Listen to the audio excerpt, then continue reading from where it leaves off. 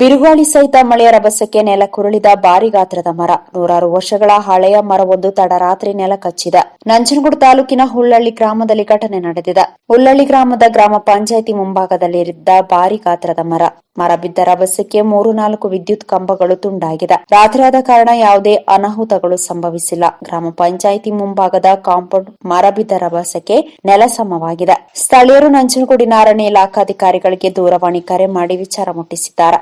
ಅರಣ್ಯ ಇಲಾಖೆಯ ಆರ್ಎಫ್ಒ ರಕ್ಷಿತ್ ಮತ್ತು ಸಿಬ್ಬಂದಿಗಳು ಸ್ಥಳ ಪರಿಶೀಲನೆ ಮಾಡಿ ಮರ ಸ್ಥಳಾಂತರಕ್ಕೆ ಮುಂದಾಗಿದ್ದಾರೆ.